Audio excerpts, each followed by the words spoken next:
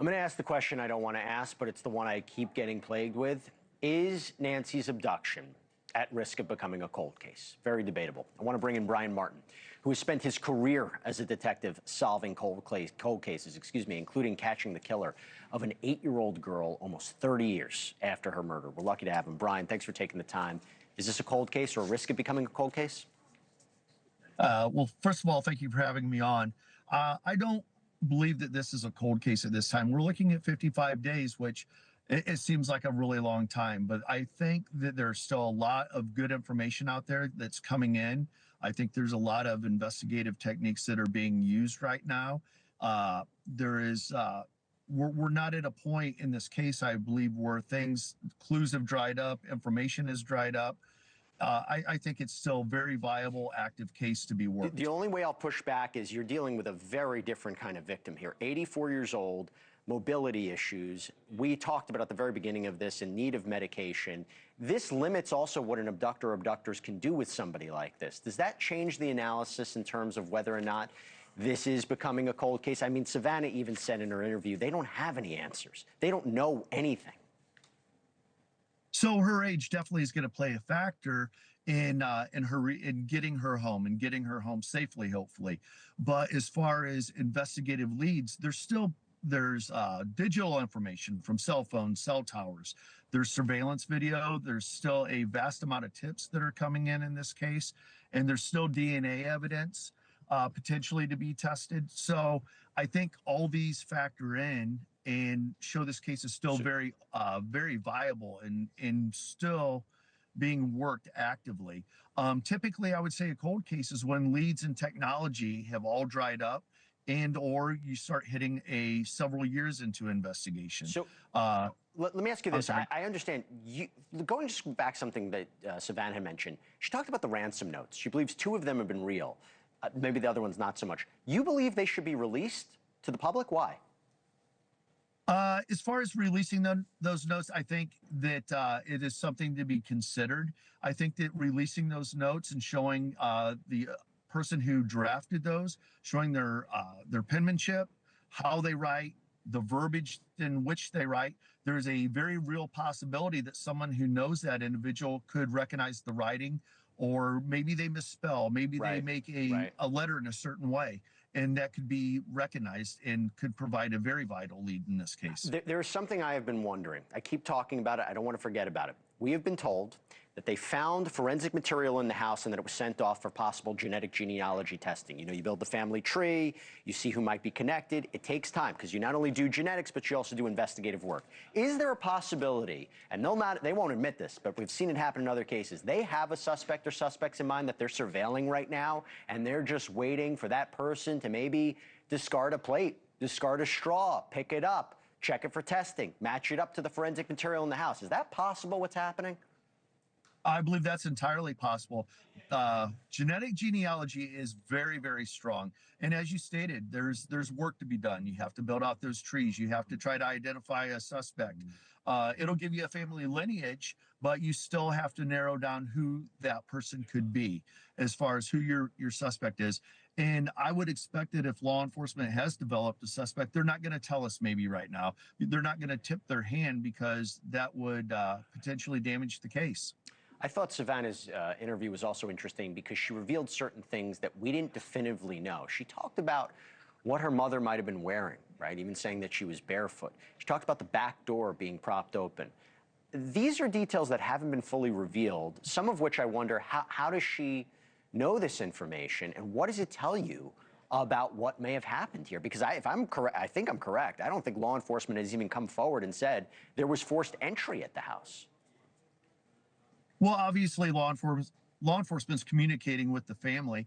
I do find it very interesting that she potentially left without any shoes on, and that there was forced entry. Yeah, no, it's another component to this. Brian Martin, thanks for taking the time. For more than 100 days, the Nancy Guthrie case consumed the internet.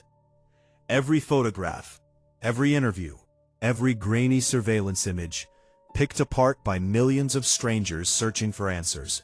But behind the theories, behind the viral headlines, and behind the endless online speculation, there was a terrifying reality that refused to change. Nancy Guthrie was still gone. No ransom demand, no confirmed sightings, no arrest, and no explanation for how a woman could seemingly vanish from her own home in the middle of the night, without leaving behind the kind of evidence investigators usually depend on. The deeper authorities looked into the case, the stranger it became. Because this wasn't just another missing person story. From the beginning, investigators believed something deeply disturbing had happened inside that house. A house that, according to law enforcement, may have transformed from a quiet family home into the center of one of the most mysterious disappearances in recent memory. And as the days stretched into weeks, and the weeks stretched into months, a chilling possibility slowly began to emerge. What if Nancy Guthrie was never coming home? The investigation officially began in the early hours of January 25th, after reports that Nancy had disappeared from her Tucson, Arizona residence under suspicious circumstances. Friends described the atmosphere surrounding the case as immediate chaos. Phones ringing non-stop. Family members desperately trying to retrace timelines.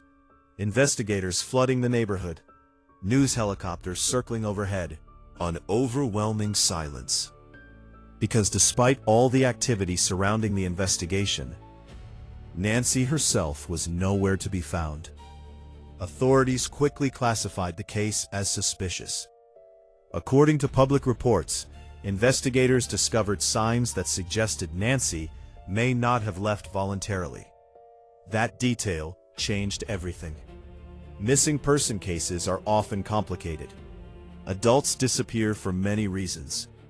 Some leave intentionally. Some suffer medical emergencies. Some simply cut off contact. But investigators believed this case was different almost immediately, and the public sensed it too. Within days, the disappearance exploded across national media. Photos of Nancy appeared everywhere. Television broadcasts, crime blogs, TikTok videos, YouTube investigations, Facebook discussion groups. Theories spread faster than facts. Some people believed she had been abducted. Others thought she may have known her attacker. And some believed investigators were withholding critical information from the public. But at the center of all the speculation was a woman most people knew very little about. Before she became the focus of national attention, Nancy Guthrie had lived a relatively private life. People who knew her described her as deeply devoted to family, protective, routine-oriented, and cautious. The kind of person who maintained habits. The kind of person who noticed unusual behavior. The kind of person whose sudden disappearance immediately alarmed those closest to her. Friends said it was unlike Nancy to suddenly stop responding to calls. Unlike her to disappear without explanation. Unlike her to leave behind the people she cared about. That detail haunted investigators from the beginning. Because in missing person investigations, behavior matters. Patterns matter. Routine matters. And according to those closest to Nancy, something had interrupted her normal life abruptly. Something violent, or terrifying enough to completely erase her presence overnight. As investigators worked to reconstruct Nancy's final known movements, the case became even more complicated. Surveillance footage emerged from nearby areas. Witness statements began surfacing online. Rumors spread about suspicious activity in the neighborhood before the disappearance. And then came the detail that intensified public fear. A mysterious figure reportedly seen near the property. A figure that quickly became one of the most discussed aspects of the entire investigation. Online communities became obsessed with identifying who the person was. Thousands of viewers analyzed screenshots frame by frame. Body shape comparisons, walking patterns, clothing analysis. Every pixel became evidence in the eyes of the internet. But investigators remained careful about what they publicly confirmed. And that silence created even more suspicion. As pressure mounted on local authorities, criticism began growing online. Many questioned whether the investigation had been handled correctly during the critical first hours. Former law enforcement experts began appearing on television, discussing missed opportunities in similar cases. Retired profilers warned that the earliest moments of an investigation are often the most important. And as public frustration increased, attention slowly shifted toward law enforcement itself. Questions emerged about communication between local officials and federal investigators. Reports surfaced about disagreements behind the scenes, and suddenly, the investigation itself became part of the story. Journalist Brian Enton became one of the most recognizable reporters covering the case. His interviews and updates fueled public interest even further. Each new development reignited theories online. Each new interview introduced more unanswered questions. And each passing day without Nancy deepened the growing sense of dread surrounding the case. Because time is cruel in missing person investigations.